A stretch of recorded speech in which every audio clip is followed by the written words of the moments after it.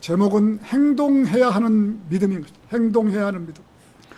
야고보서는 대환란 때 12지파에게 문자적이고 물리적인 이스라엘 사람들에게 쓰여진 서신인 것입니다. 야고보서는. 그래서 야고보서는 어렵다는 것입니다. 그래서 야고보서를 지금 우리 교회 시대에 있는 성도들이 그대로 받아들인다면 이단이 되고 마는 것입니다. 야고보서는 그야말로 대환란 시절에 12지파 유대인들에게 주어지는 말씀인 것입니다. 물론 교회 시대에 우리들에게도 영적 적용을 할 수 있는 것입니다. 하지만 야고보서 1장 1절을 보면 하나님의 종이요 주 예수 그리스도의 종은 야고보인 널리 흩어져 있는 12지파에게 문안하노라. 대환란 시절에 고생하고 있는 유대인 이스라엘 12지파 사람들에게 쓴 서신서인 것입니다. 그런데 또 우리가 알고 가야 하는 것은 야고보서의 저자처럼 야고보라는 이름을 가진 자가 몇 사람이 있는데 그 중에 참 가장 크게 우리가 알아야 될 것은 세베대의 아들 야고보가 있고 예수님의 제자인 바로 예수님의 바로 이 제자인 야고보가 있는 것이에요. 그래서 성경에 잘못하면 야고보라는 이름으로 헷갈릴 수가 있는 것이에요.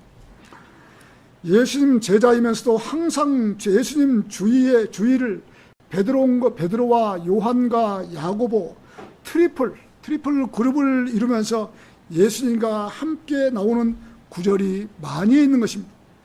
또 한 사람 예수님의 바로 동생이 야고보라는 이름을 가진 야고보가 있는 것입니다. 처음에는 예수님의 동생 야고보도 예수님을 믿지를 못했어요. 자기 형이 하나님이라는 사실을 믿지를 못한 거예요. 왜? 한 집에서 30년 동안을 같이 살다 보니까 예수님은 자기 아버지를 따라서 목수의 일을 하기 때문에 자기 형이 하나님이라는 사실을 모르고 그 동생 야고보는 그냥 육신적인 행동만 했던 거예요. 참 어떻게 보면 안타까운 일이잖아요. 예수님 돌아가신 이후에 그 동생 야고보가 예수님 친동생 야고보가 예수님 돌아가신 이후에 하나님이라는 사실을 알고 헌신하면서 예루살렘의 목사로서 이 예수님 동생이 예루살렘의 목사가 된 거예요.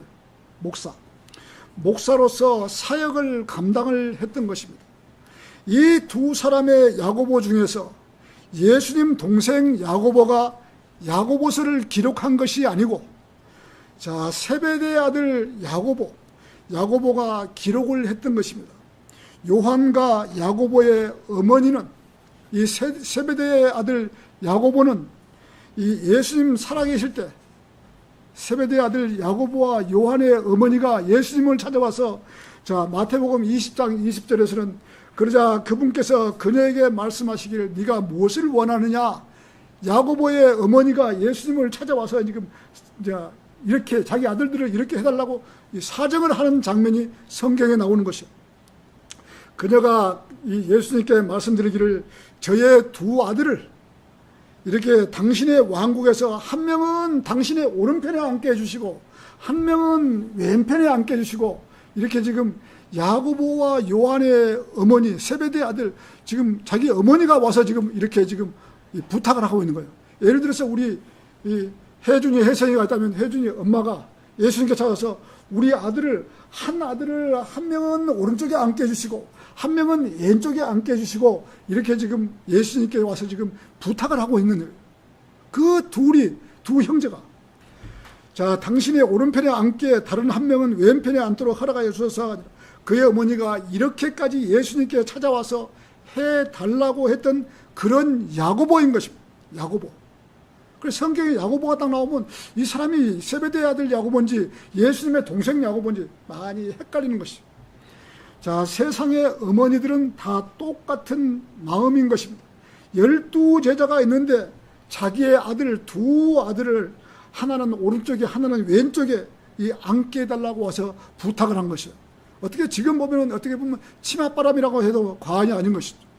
그렇게 어머니가 부탁을 했던 두 아들 중 이 야고보는 제자들 중에서 가장 먼저 야고보서를 기록하고, 이 지금 야고보서를 기록하고 사도행전 12장 1절에서 헤롯 왕에게 이 순교를 당했던 것입니다.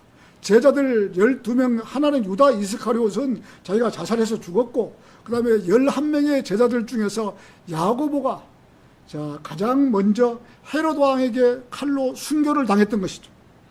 자, 이제 그때쯤에 헤롯 왕이 교회에 어떤 이들을 핍박하려고 그의 두 손을 앞으로 뻗쳤더라. 그리하여 그가 요한의 형제 야고보를 칼로 죽였더라. 자기의 어머니가 하나는 오른편에 하나는 왼편에 앉게 해달라는 그 아들들이 한 아들을 가장 먼저 헤롯에게 이 순교를 당했고, 또 한 아들 요한은 제자들 중에서 가장 늦게까지 살면서 요한계시록을 기록했던 영광을 누렸던 것이 바로 사도 요한인 것입니다. 두 형제, 자기 어머니가 하나는 오른쪽에 하나는 왼편에 앉게 되는데 제일 먼저 죽고 제일 늦게 죽는 그러한 영광을 누렸던 것입니다. 어찌되었건 두 아들이 야고보서와 요한계시록, 지금 요한복음도 기록해요. 요한 1, 2, 3서도 기록했잖아요. 요한이, 사도 요한이. 자, 기록했다는 것은 대단한 쓰임을 받은 것입니다. 사도 요한은 그때만 해도 나이가 가장 어려서 예수님 품에 기대서 이렇게 예수님을 가장 사랑받던 그런 제자였던 거예요. 사도 요한은. 이게 우리 아마 혜준이, 혜성이 또래나 아마 되는 것 같아요. 이게 예수님 품에 기대하고 가슴에 안겨가지고 예수님 보고 이렇게 사랑받던 그런 이 제자였던 거예요. 너무 어렸을 때 제자가 된 것 같아요. 자, 그 어리광을 부렸던 그 제자가 AD 91년에서 96년 사이에 이 계시록을 기록하는 그러한 영광을 누렸던 것입니다. 이 사도 요한이. 사도 바울도 셋째 하늘에 다녀왔고, 사도 요한도 셋째 하늘에 다녀왔기에 사도 바울은 14권, 히브리서까지 해서 14권을 성경을 기록을 했고, 사도 바울은, 사도 요한은 요한복음과 요한 1서, 2서, 3서, 계시록을 썼던 것입니다. 사도 바울과 사도 요한은 두 사람 다 셋째 하늘에 다녀왔지만은 바울 보고 계시록을 기록하라고 하지 않았고, 가장 사랑했던 사도 요한 보고 이 계시록을 기록을 했던 것이죠. 이 세베대의 아들 야고보는 예수 그리스도의 12제자들 중에서 베드로와 요한과 함께 가장 핵심적인 인물이었던 것이죠. 어디 가도 다 이 세 제자가 따라다녔던 것이죠. 그 제자가 변행산에서도 베드로와 야고보와 요한이 따라갔고, 예수님이 실제로 딱 변했을 때 하얀 옷을 입고 변했을 때 베드로와 요한과 야고보 세 사람이 있었고, 또 올리브산에서도 또 이 야고보와 요한이 있었고, 겟세마네 동산에서도 이 베드로와 야곱과 요한이 있었던 거예요. 이런 식으로 가장 중요한 부분마다 이 세 제자들이 예수님과 함께 있었던 것이죠. 그 야고보가 바로 이 세베대의 아들 야고보였던 것입니다. 이 세 사람 중 핵심 멤버인 베드로는, 가장 수제자였던 베드로는 베드로 전후서를 기록했던 것이죠. 참 무식했던 베드로, 이 배를 탔지 학교도 안 다니고 무식한 베드로가 베드로 전후서를 썼는데, 지금 우리가 볼 때는 너무나 고차원적인 베드로 전후서를 써놓은 것이에요. 자, 정말 대단한 것이에요. 예수님 밑에서 3년밖에 따라다니지 않았는데 그렇게 이렇게 유식한 사람이 된 거예요. 자, 요한도 5권을 기록하였고, 세베대의 아들 야고보가 야고보서를 기록한 후에 순교를 당했던 것입니다. 사도행전 12장 2절에서는 까지 활동하다가 헤롯에게 죽임을 당했는데 그 시기가 AD 42년밖에 되지 않았던 것입니다. 예수님 돌아가시고 10년도, 예수님 AD 33년에 돌아가셨으니까 10년도, 42년이면 10년도 채 되지 않아서 이 헤롯에게 이 순교를 당했던 것이죠. 자, 똑같은 이름을 가진 야고보라는 예수님의 동생 야고보와 세베대의 아들 야고보와 헷갈릴 수가 있는 것입니다. 예수님 동생 야고보는 사도행전 15장 1절에서 지금 목사로서 우리가 오전에 성경 공부를 했듯이 이렇게 바울과 우리 지금 은혜의 복음을 전해온 것을 자, 할례를 받아야지 구원을 받는다고 지금 했을 때 이 야고보가 사도행전 15장에 가서 정확하게 은혜의 복음이 뭔가라는 것을 지금 확정을 시킨 것이에요. 자, 유대에서 이 사도행전 15장 1절에서는 유대에서 내려온 남자들이 형제들을 가르쳐 말하기를 너희가 모세의 방식대로 할례를 받지 아니하면 너희는 구원받을 수 없느라. 지금 이때만 해도 지금 사도행전 15장에서 지금 이미 확정이 됐는데 유대인들이 내려와서 남자가 포경 수술을 해야만이 이 구원을 받는다고 선포를 하니까 무슨 소리 하는 거냐? 이 예수님의 동생 야고보가 목사로서 확정을 지은 것이에요. 아니다. 이렇게 15장에 가서야 정확하게 예수님 동생 야고보가 목사로서 선포를 하신 것이죠. 이렇게 바울과 바나바와 유대에서 내려온 형제들이 의견일치를 보지 못하고 있었던 것입니다. 할례를 해야 구원받는다라는 식으로 고집을 피우는 사람도 있었고, 바울과 바나바는 사도행전 15장 10절에서 그러므로 이제 너희는 어찌하여 하나님을 시험하여 우리 조상들도 감당할 수 없었던 멍에를 제자들의 목에 걸려고 하느냐. 지금 이방인들에게 지금 이렇게 지금 할례를 받아야지 구원받는 이렇게 멍에를 걸려고 하느냐. 지금 이렇게 말하는 거죠. 아니다. 이 할례하고는 아무런 상관이 없고, 자, 예수 그리스도가 하나님이라는 사실을 알고 그분께서 나의 태어나서 늙어서 죽을 때까지 모든 죄를 다 용서해 주신 사실을 우리가 마음으로 믿고 입으로 시인하면은 하나님께서 지옥에 보내지 않겠다고 이렇게 선포해 놓으신 말씀을 야고보가 지금 확정을 지은 것이죠. 얼마나 쉽게 구원받는 것을 갖다가 이렇게 확정을 지은. 자, 이제 너희는 어찌하여 하나님을 시험하여 우리 조상들도 감당할 수 없는 멍에를 제자들의 목에 걸리고 하느냐. 그러나 그들도 마찬가지로 우리가 주 예수 그리스도의 은혜를 통하여 구원받으라는 것을 우리가 믿노라. 그때만 해도 뭘 모르니까, 지금처럼 이게 복음이 확정적으로 안 되고 과도기니까 포경 수술을 할례를 받아야 구원받는다고 유대인들이 구약 때는 자기들은 그렇게 했으니까 이렇게 지금 이렇게 가르쳐 주니까 아니라고 지금 확정을 지은 것이죠. 자, 예수님의 동생, 그때 당시에 목사했던 야고보가 13절에서 그리고 그들이 자신들의 침묵을 지킨 뒤에야 야고보가 대답하여 말하였더라. 남자 형제들아 나에게 경청하라. 하면서 결론을 내려버렸던 것이다. 이방인들이 구원받는 확실한 방법은 사도행전 15장에 와서야 예수님의 동생 야고보를 통해서 주 예수 그리스도를 통해서 은혜를 통해서 구원을 받으라는 것을 우리가 믿노라. 이스라엘 사람들이나 이방인들이나 모두가 다 예수 그리스도의 피를 믿고 구원을 확정한다는 것을 바울과 바나바가 전한 것을 야고보가 확정을 시켰던 것이다. 자, 이렇게 얼마나 쉽게 구원받을 수 있는 길을 열어놓았습니까? 자, 구원받는 것은 평생에 딱 한 번 받는 것이에요. 2번, 3번 받는 것이 아니고, 가장 먼저, 자신을 먼저 알아요. 자신이 죄인이라는 사실을 알아야 구원받는 것이지, 자기가 죄인이 아닌데 어떻게 구원을 받을 수 있어요? 내가 죄인이었구나. 나는 죄인이었구나. 자, 그 사실을 먼저 알고, 하나님, 저는 죄인입니다. 죄를 지을 수밖에 없는 그러한 사람입니다. 제 죄를 용서해 주십시오. 이 자체가 가장 먼저 선행돼야 되고, 두 번째가, 그 용서해 주신 분이 바로 하나님이셨구나. 그분께서 이 땅에 오셔서 십자가에 질고를 지시고 내가 태어나서 늙어서 죽을 때까지 모든 죄를 다 용서를 해 놓으셨구나. 이 사실을 믿는 것이 바로 구원이에요. 자, 근데 알라를 믿는 사람들은 이 사실을 어떻게 알겠어요?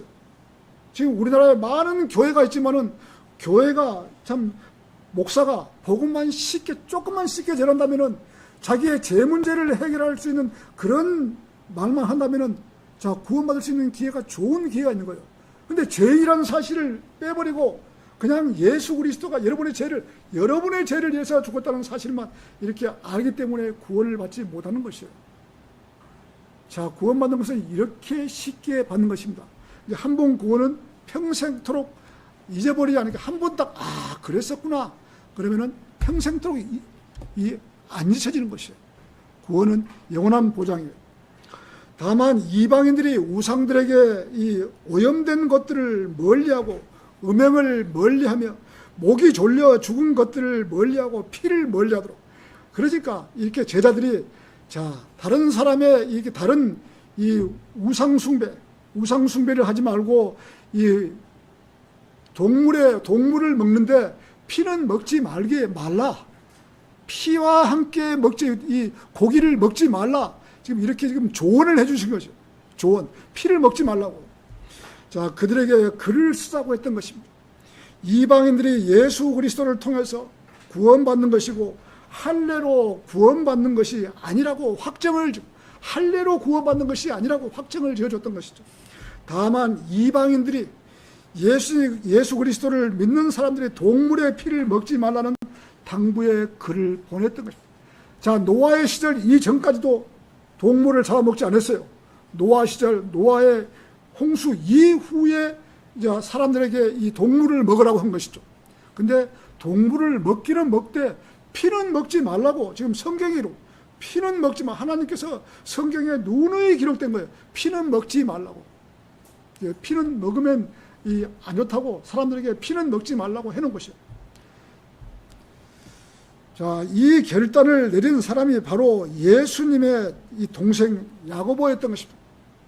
그래서 세베대의 아들 야고보는 일찍 순교를 당했고 예수님의 동생 야고보는 예루살렘 목사로 있으면서 사도행전 15장에 와서 이방인들의 구원을 확정을 지은 것입니다.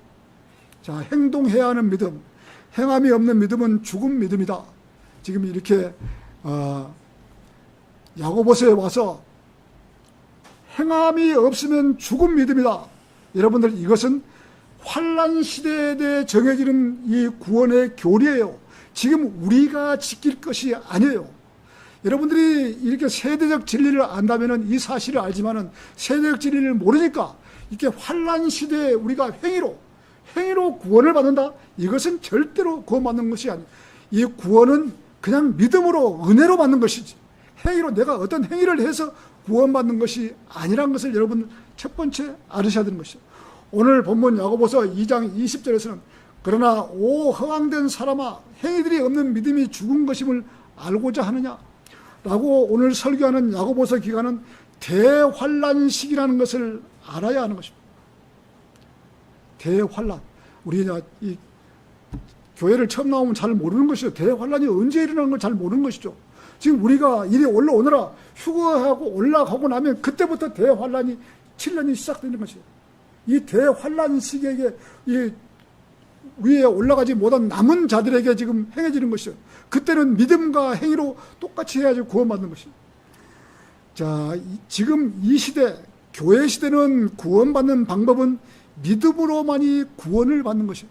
구원받는 것은 그냥 은혜로, 그냥 공짜로 받는 것이에요. 어떤 행위를 해서 구원받는 것이 아니고. 지금 이 시대에 행위로 구원을 받으려고 하면 이단이 되는 것입니다. 행위로 구원받으려는 것입니다.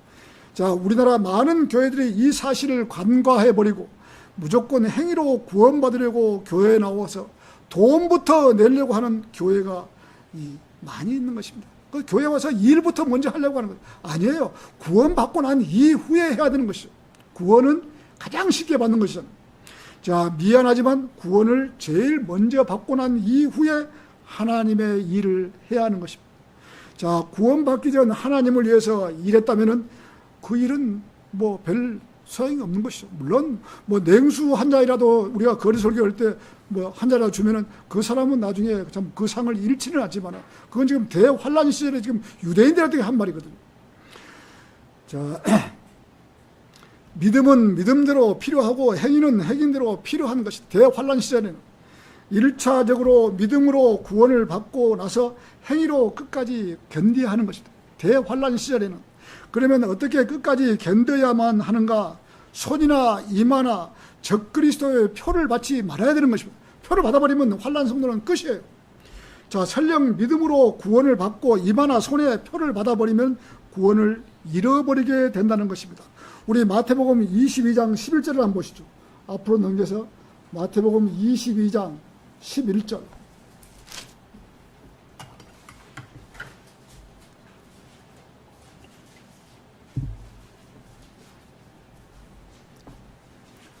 찾으셨습니까? 마태복음 22장 11절.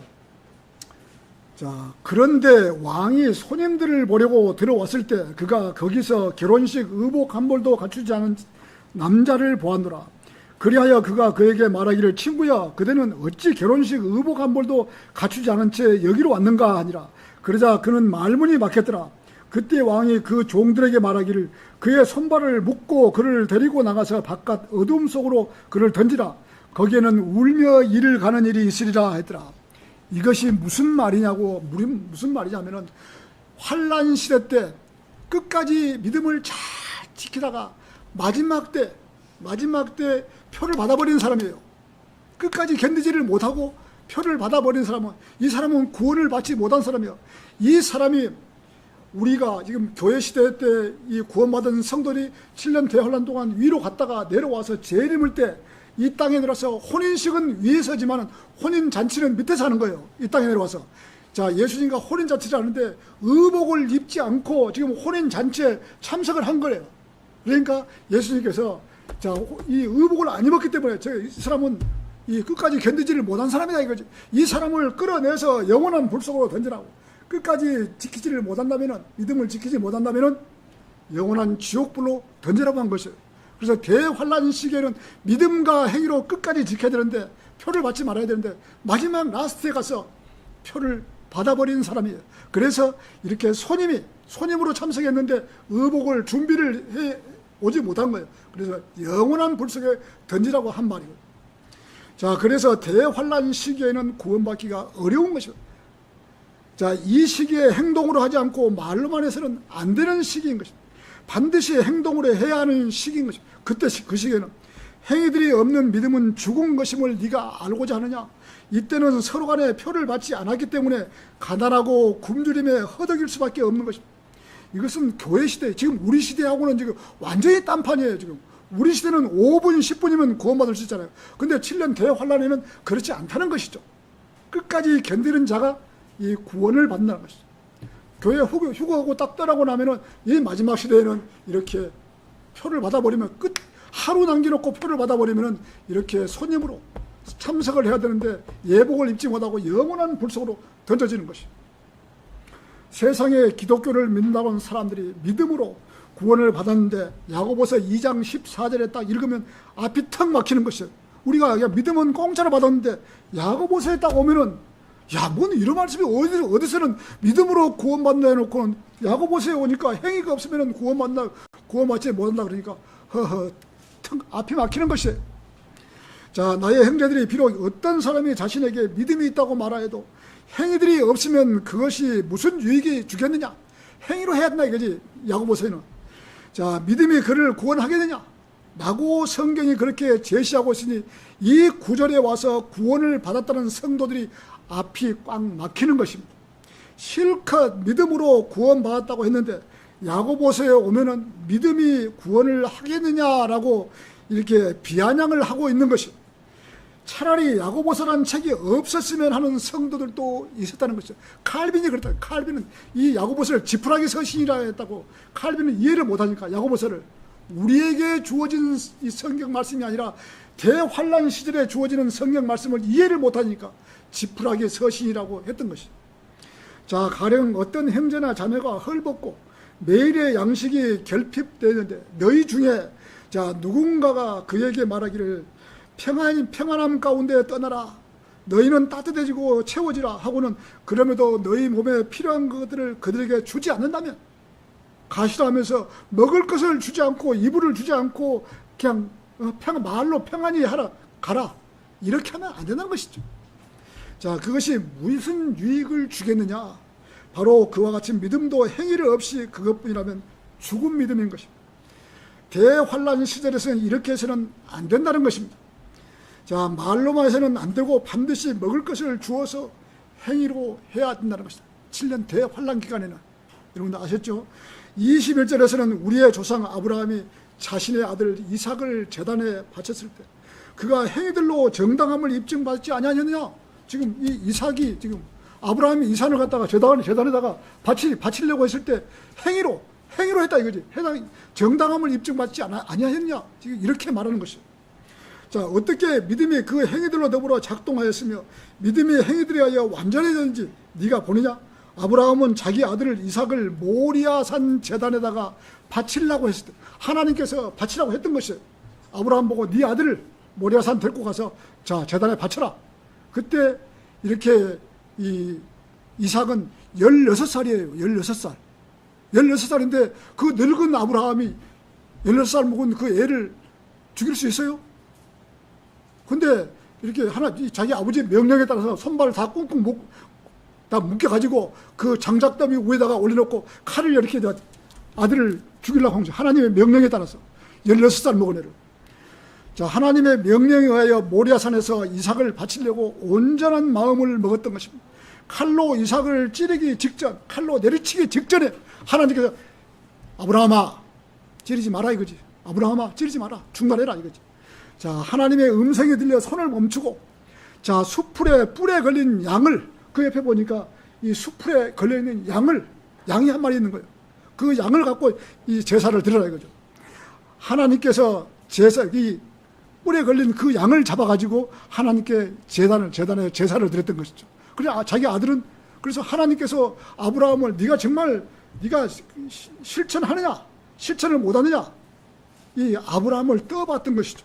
네가 실제로 할 수 있냐 없냐 마음을 봤던 것이죠. 하나님께서는 아브라함이 자기 아들을 이삭을 바치는지 바치지 않는지 이렇게 확인을 했던 것이죠. 시험을 했다. 그런데 아브라함은 그 시험을 정말로 죽이려고 하나님께서 명령했기 때문에 정말로 죽이려고 칼을 잡고 했던 것입니다. 자, 정말로 칼로 찔러서 제단에 바치려고 했던 것입니다. 아브라함. 이러한 사실을 알고 수많은 사람들이 아브라함의 믿음을 보고 자기들도 그렇게 하기 위해서 그런 시도를 했던 것입니다. 그래서 제단에다가 사람을 산 제물로 드리라니까 하면서 여자들을 머리를 깎고 제단에 산 채로 이 제사를 드리고 했던 것입니다. 생각해 보십시오. 여자들을 산 채로 산 제사를 드리라니까, 산 제사를 사람이 살아있는 사람을 제사를 드리는 것이라 우리가 살아있는 사람, 우리 마음과 혼을 하나님께 드리라는 것이 산 제사인데 그냥 이 육신의 몸을 드리는 줄 알고 갖다 바친 거예요. 그래서 지금 카톨릭에 보면은 여자들을 신전 창녀들이 있는 거예요. 여자들을 머리를 빡빡, 그때 당시에 면도를 다 해버리고 머리를 다 깎아버리고 신전에다가 산채로 제사를 드린 것이죠. 카톨릭에서. 그러니 이제 어떻게 했어요? 여자들이 이제 산채로 신전에서 창녀를 이제 제사를 드리고 난 이후에 그 여자들이 살아서 나왔을 거 아니에요. 그 여자들이 교회로 온 거예요. 교회로. 그러니까 바울이 하다 여자는 머리가 없으니까 얼마나 민둥머리예요. 민둥머리니까 보기 싫으니까 여자가 수건을 쓰라. 민둥머리이기 때문에 수건을 머리에 쓰라. 이렇게 했던 것이에요. 이것이 지금 카톨릭에서 러시아 정교회고 어디 정교회고 카톨릭이고 이 미사 때 전부 수건을 머리에 들어 쓰잖아요. 그것이 지금 이 제도 지금 신전 창녀에서 나온 지금 그 미사의 법이에요. 하나님께서 허락하지도 않은 그러한 법을 지금 카톨릭에서 이 머리에다가 수건을 쓰고 지금 미사를 드리고 있는 거예요. 완전히 성경을 오해하는 것이죠. 자, 이러한 사실을 알고 수많은 사람들이 아브라함의 믿음을 보고 자기들도 그렇게 했던 것입니다. 자, 이것이 더 나아가 신전 창녀의 제도를 만들어서 여자들의 머리를 밀고 산 제사로 드리고 했으니 얼마나 우스운 일인 것입니다. 지금 우리가 볼 때는 얼마나 우스운 일이에요. 카톨릭에서 그리 했던 것이. 신전에서 뭐 없을 짓은 다 하고 음행은 음행이란 다 저지르고 신전 창녀의 제물로 바친다 해야 하고, 자, 여자들이 신전에서 바쳤던 여인들이 교회에 나오니 머리에 수건을 쓰라고. 머리에 수건. 카톨릭에서 지금 머리에 쓰고 있는 것이 전부 지금 여기 신전 창녀에 바쳤던 그런 제도예요. 지금. 여자가 머리에 아무것도 쓰지 않고 민머리로 교회에 나오니 수건으로 머리에 쓰라고까지 한 것은, 지금도 카톨릭에서는 미사를 드린다고 하면서 모든 여자 신도들이 머리에 스카프나 수건을 뒤집어 쓴 채 미사에 참여하고 있는 것입니다. 제 주위에서도 제가 어렸을 때 제 주위에 여자가 집사라는 사람이 있었고요. 자기가 얼마나 믿음이 좋은지를 자기 아들을 낳아가지고 커가는 아이를 갖다가 이 제단에 바친다고 주겠던 것이에요. 얼마나 큰일 날 뻔해. 그래서 경찰서에 가서 조사를 받고 난리를 했지만 그 집사람 여자가 마귀 되는 거예요. 어떻게 보면. 그래서 자기 아들을 이 아브라함의 흉을 내갖고 자기 이삭을 바치라니까 자기 아들을 죽였던 것이. 참 그런 사건이 참 있었습니다. 자, 하나님께 드리면 다시 돌려받을 것이라고 하면서 자기 아들을 죽인 사건이 있었습니다. 자, 이렇게 마귀에게 전미되면 마귀의 사주를 받고 살인까지 하게 되어 있는 것입니다. 성경을 모르니 어떻게 하겠는가? 자기도 믿음이 있어서 하나님께 자기의 아들을 드리면 살아서 돌려받을 것이라고 하면서 그런 몹쓸 짓을 한 것입니다.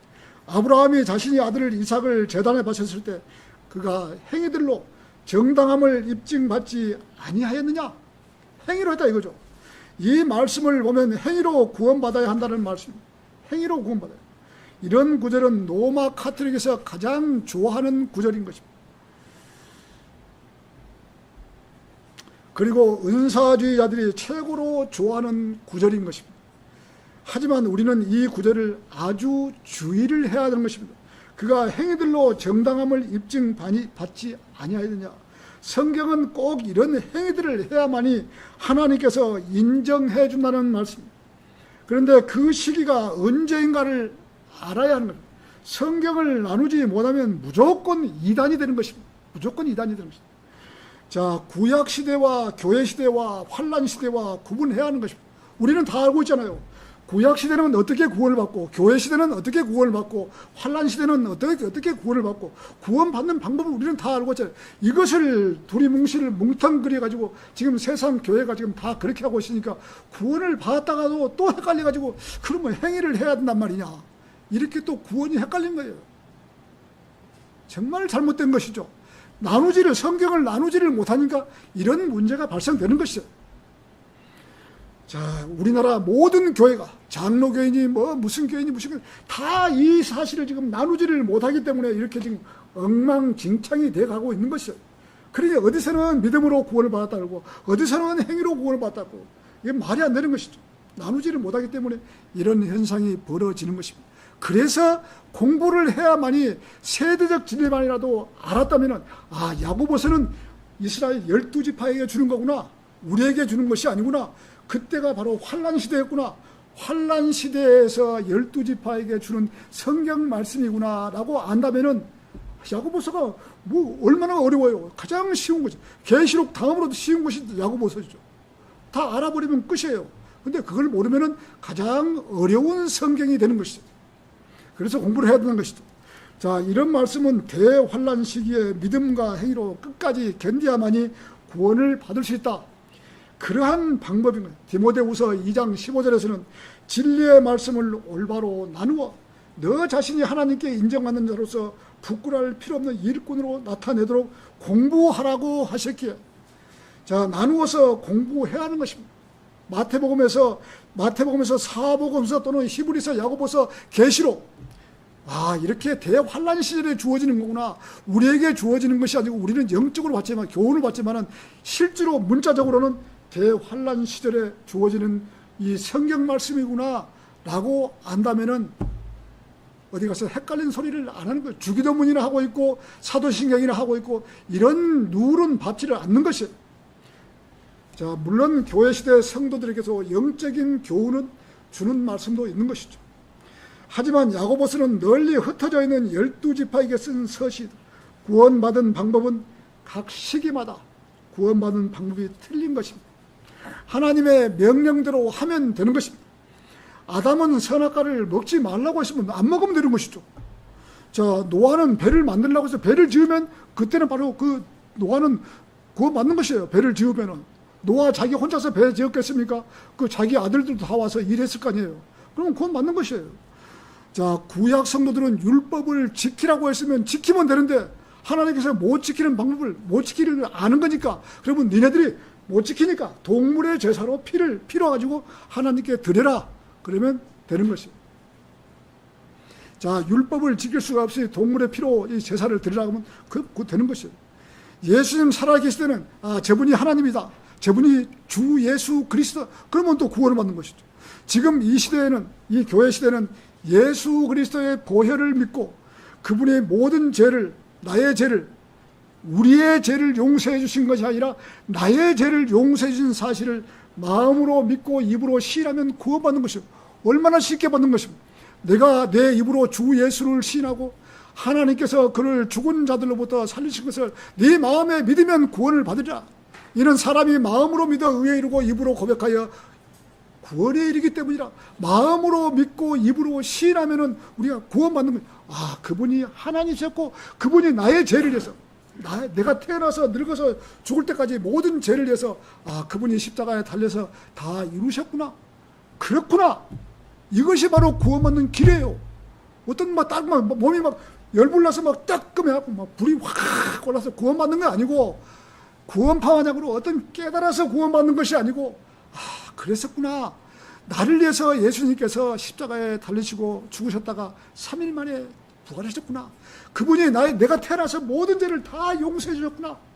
그분이 바로 하나님이셨구나. 첫째는 나의 죄, 둘째는 바로 그분이 하나님이셨구나. 이 두 가지만 그랬었구나. 예수님 감사합니다. 바로 이것이 구원받는 길이에요. 구원받는. 얼마나 쉬워요. 이렇게 믿으면 되는데 그걸 깨달아야 된다고, 깨달을 때까지 있고, 언제 늙어 죽도록까지 언제 구원받아. 구원파가 깨달아야 된다고 구원받잖아요. 구원 못 받는 거예요. 그러면 그분이 하나님이셨고 그분이 나의 죄를 위해서 십자가에 죽으셨다가 3일 만에 살아나셨구나. 감사합니다. 오케이. 이것이 구원이에요. 근데 카톨릭이나 다른 여호와 증인들은 예수님을 하나님의 아들로 안 믿잖아요. 하나님을 안 믿잖아요. 그냥 피조물을 믿잖아요. 알라신을 믿는 사람들, 이 사람들 예수 그리스도가 하나님이라 믿어요? 안 믿잖아요. 그러니까 이 사람들은 구원받을 수 있는 길이 없는 거예요. 그러나 일반 교회에서도 이런 사실을 많이 가르치니까, 그런데도 구원이 전혀 없다고 말하면 안 되는 것이죠. 구원은 있어요. 구원은 받는데 교리를 정확하게 가르치지를 못하니까 문제가 되는 것이죠. 자, 지금 이 교회 시대는 예수 그리스도의 보혈을 믿고 그분이 모든 죄를 용서하신 사실을 마음으로 믿고 입으로 신하면 구원받아. 대환란 때는 끝까지 견뎌야 한다고 말씀하셨기에 표를 받지 않고 끝까지 견디면 구원받는 것이고, 행함으로 그의 믿음을 온전케 되라. 아까도 우리가 이야기했지만 영원한 복음이 뭐예요? 하나님을 두려워하라. 그분께 영광을 돌리라. 이것이 지금 천사들이 전하는 영원한 복음이잖아요. 우리하고는 완전히 틀리잖아요. 자, 행동해야 하는 믿음. 두 번째, 하나님을 두려워해야 한다. 본문 24절에서는 그렇다면 사람이 행위들로 정당함을 입증받으며 믿음만으로 되지 않는다는 것을 너희가 보는도다. 이제 야고보에서 하시는 말씀을 알게 되는 것이다. 우리들은 구약의 아브라함의 이야기라는 것을 알게 되어 있는 것입니다. 여기에서 나오는 아브라함의 말씀이 신약을 살아가는 신약 성도들의 교리가 아니라는 것을 비로소 우리가 이 아브라함이 전하는 그 말씀이 우리가 교리가 아니구나 알게 되는 것이죠. 아브라함은 행함으로 그의 믿음을 온전케 된 것이다. 뭘 행함을, 자기 아들을 죽여가지고 바쳐야만, 이것이 아니라는 것이죠. 그러나 우리의 관점에서 볼 때 그것은 우리하고 아무런 상관이 없는 것입니다. 구원받는 우리하고는 아무런 상관이 없는, 구약의 우리하고는 틀려요.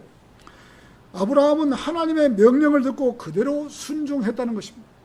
이렇게 아브라함이 하나님께 순종했듯이 지금 이 시대에서도 하나님께 순종해야 하고, 하나님을 첫째로 사랑하고 하나님을 두려워해야 하는 것입니다. 하나님을 두려워하지 않으면 인간의 방법대로 마음대로 죄를 지을 수 있는 것입니다. 하나님을 두려워하지 않는 자는 무슨 일이라도 해서 자기 마음대로 생각해서 함부로 죄를 지을 수밖에 없는 것입니다.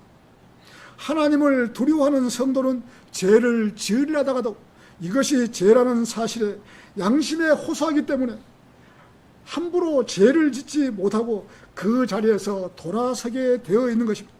성도가 죄를 지으면 반드시 그에 상하는 죄의 대가를 치러야만 하는 것입니다. 아무리 자백하고 참회한다고 한들 죄의 대가는, 죄에 대한 죄를 지은 대가는 반드시 치러야 한다는 것입니다. 여러분들이 구원을 받아서, 제가 한때 잠깐 실수를 한 번 한 적이 있습니다. 왜냐하면 군대를 갔다 와서, 해군을 갔다 와서, 해군에서 우리 그 모자가 하얗지 않습니까? 하얀 옷에다가 하얀 모자에다가 이 휴가를 나왔는데, 내 친구가 만나갖고, 야, 니 군대를 갔다 왔으니까 정말 훈련 받느라 고생했다. 우리 술 한 잔만 하자. 딱 그러는데 그 친구의 그 권면을 피할 수가 없어가지고 군대 갔다 와갖고 성령으로 충만하지 못하고 육신으로 충만한 상태에서 술집에 가서 술을 딱 한 잔 했는데, 야, 술을 한 잔 딱 먹는데 이 머리 세미한 음성이, 야, 너 구원받은 성도잖아. 너 하나님 말씀으로 너 구원받았잖아. 딱 이 세미한 음성이 들려오는데, 그 음성 때문에 이 친구하고 술 한 잔 먹는데 술을 못 먹는 거예요. 그 세미한 음성 때문에, 내가 구원받은 성도가 이렇게 술을 먹어서 되겠냐? 아니야, 나 지금 정말, 친구야, 나 간다. 그 세미한 음성 때문에 내가 술을 못 먹는 거야. 양심이 갇히게 돼가지고. 하나님의 구원받은 성도가 네가 술을 먹어? 야, 너 구원받은 성도잖아. 딱 이렇게 세미한 음성 때문에 내가 그런 적이 한번 있습니다.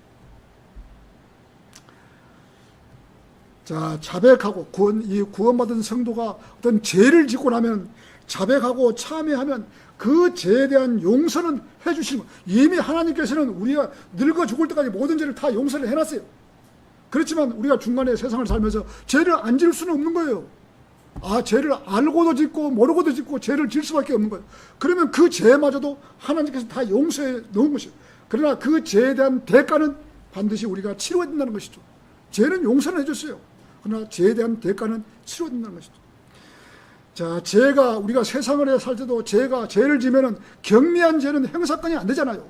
형사건. 그런데 그 사람이 고발해가지고 민사건으로 와서 재판에 땅 두드라고 이 민사건으로 돌아서면 그 사람한테 돈을 물어줘야 되는 것이요. 그와 마찬가지라고 생각하면 되는 것이죠. 자, 세상 사람들이 볼 때는 그리스도인들이 죄도 짓지 않고, 자, 양심에 꺼리는 일을 하지 않기 때문에 그리스도인을 만만하게 보고 사기치려고도 하고 있는 것이요. 세상 사람들은.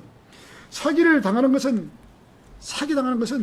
자기 욕심 때문에, 자기가 어떤 욕심 때문에 사기를 당하는 것이지, 자기 욕심만 없으면 사기를 안 당하는 것이죠. 돈을 더 벌고 쉽게 벌고 더 많이 벌기 위해서 그 사람 말에 꼽박하고 속아 넘어가는 것이 이게 사기 당하는 것이에요. 자기 욕심에 마음을 비우게 되면은 죄를 지울 수 없고 사기를 칠 수가 없는 거예요. 한번 생각해 보세요. 내가 그 사람 말하면 돈을 이렇게 하면 많이 벌릴 수 있다 그러는데, 내가 싫다. 그러면 사기 안 나는 거예요. 사람들이 꼭 자기 욕심 때문에 사기 당하는 것이지, 욕심만 없으면 사기 안 나는 것이에요. 그리스도인은 그래서 매일 매순간 기도하고 살아야 하는 것입니다. 자, 하나님 아버지, 모든 악에서 구해 주옵소서. 그래서 우리가 아침에 일어나면 오늘 하루도 주님 모든 악에서 저를 구해 주옵소서. 마귀가 저를 틈타지 못하도록 지켜주십시오. 이런 기도를 하고 하루를 시작해야 되는 것이죠. 자, 제게 지혜를 주셔서 세상을 이기고 살아가게 하여 주옵소서. 그리스도인이 기도를 이렇게 해야 되는 것이죠. 자, 라는 기도를 매일 하고 살아야 하는 것입니다. 우리는 지금까지 야고보서 1장 15절에서 자, 욕심이 잉태하면 죄를 낳고 죄가 장세면 사망을 낳느니라고 수십 년 사용을 했던 것입니다. 자, 그러나 우리 표준 킹제임스 성경에는 야고보서 1장 15절에서 그렇다면 정욕이 잉태할 때 그것이 죄를 낳고, 얼마나 정확합니까? 죄는 그것이 이루어졌을 때, 그걸 범해졌을 때 사망을 낳느니라고 했어요. 정확하게 우리 성경이 지금 그렇게 정확하게 지금 이 영어 킹제임스 성경대로 그대로 번역이 된 거예요. 얼마나 정확하게 번역이 되었습니까? 오늘 본문 야고보서 2장 24절에 그렇다면 사람이 행위들로 정당함을 입증받으며 믿음만으로 되지 않는 너희가 보는도다. 교회 처음 나가서 공부를 하지 않는 성도라 간다면 이 구절에 와서 믿음만으로 되지 않고 행위로서 해야만이 된다고 하니, 믿음은 고사하고 행위로 하려고 달려드는 것입니다. 우리나라의 수많은 사람들이 여기에서 쓰러지는 것입니다. 이에 이 믿음은 온데간데 없고 오로지 행위로 하나님을 섬기려고 하고 있는 것입니다. 구원은 가장 쉽게 믿음으로 구원받는 것이고, 우리가 로마서 10장 9절에 그대로 받는 것이고, 행위로 상금을 쌓아야 하는 것입니다. 공짜로 구원을 받지만 구원받고 난 이후에는 상은 우리가 행위로 쌓아야 된다 이거지. 거리에 나가 설교하고 구령해야만이, 행위로 해야만이 상을 쌓는다는 것이에요. 그러면서 25절에서는 또한 마찬가지로 창녀 라합이 전령들을 받아들였고 그들은 칼로 또 다른 길로 내보냈을 때 그녀가 행위들로 정당함을 입증받지 아니하였느냐라고 행위를 주장하고 있는 것입니다. 여호수아 2장 1절에서는 이후에 눈의 아들 여호수아가 시팀에서 두 사람을 비밀리에 정탐꾼을 보냈는데 말하기를 가서 그 지역 에리코를 시찰하라 했더라. 그러다 그들이 가서 라합이라는 이름으로 불리는 창녀 집안으로 들어갔고 거기에서 묵었더라. 이렇게 창녀 라합도 행위로 정탐꾼들을 살려보내 주었기에 행위로 구원을 받았지 아니하냐라고 하신 것입니다. 그렇기 때문에 모든 구원은 행위로 해야만이 구원을 받는다고 한다면 많은 이단 교리를 생성해버린 것입니다. 하지만 대환란 때는 믿음과 행위가 동반해야 되고 끝까지 견뎌야만이 구원을 받을 수가 있는 것입니다. 시대적으로 틀리기 때문에 그렇게 되는 것입니다. 26절에서 영이 없는 몸이 죽음같이 그렇게 행위들이 없는 믿음도 죽은 것이기 때문이다. 여기서 사람의 영, 짐승의 영, 모든 영은 호흡인 영은 호흡인 것입니다. 그야말로 숨을 영이라고 한다면 숨이 떠나면 사람의 혼도 떠나고 사람의 몸은 그대로 죽는 것입니다. 호흡이 떠나면 사람은 죽게 되어 있는 것입니다. 이 숨을 하나님께서 인간에게 주셨고 모든 동물들에게 주셨던 것입니다. 그래서 사람의 영은 위로 올라가고 짐승의 영은 땅으로 내려가고 이 모르느냐 전도서 3장 21절에 기록이 된 것입니다. 자, 이렇게 구약 시대에는 창녀 라합처럼 행위로 구원받는 시기가 있었다는 것입니다. 이렇게 구원받는 시기가 대환란 때 또 온다는 것이에요. 대환란 때 우리 올라가고 나면 또 온다는 것이에요. 구약 시대에는 예수 그리스도의 십자가 사건이 일어나지 않았기 때문에 십자가의 보혈이 빠졌지만 대환란 때에는 십자가의 보혈도 믿어야 하고 행위로 구원받아야 할 시기가 온다는 것입니다. 그래서 믿음과 행위로 끝까지 견뎌야 구원받는 기간인 것입니다. 자, 결론을 맺겠습니다. 좀 길어졌네요. 우리는 성경에서 가장 어렵다는 야고보서를 오늘 알아보았습니다. 대환란 때는 얼마나 구원받기가 어려운지 믿음으로 예수 그리스도의 보혈을 믿고 또 행위로 해야만이 구원받는다는 것입니다. 이렇게 대환란 시대에는 구원받기가 참 어려운 것입니다. 구원을 받았다가 잃어버릴 수도 있다는 것입니다. 성도가 잘 견디다가 도저히 먹는 것 때문에 견디지 못하고 막바지에 표를 받아버렸다면 그 사람은 지옥으로 가게 되는 것입니다. 얼마나 힘이 드는 시대일까요? 그래서 지금 이 시대에 5분이면 구원받는 거, 자, 미루면 안 되는 것입니다. 주위에 아는 지인이나 친척들, 부모, 형제 모두에게 이 복음을 전해야 하는 것입니다. 비록 교회는 다니지 않더라도 이 사실만큼은 알게 해줘야 하는 것입니다. 자, 설교를 마치겠습니다.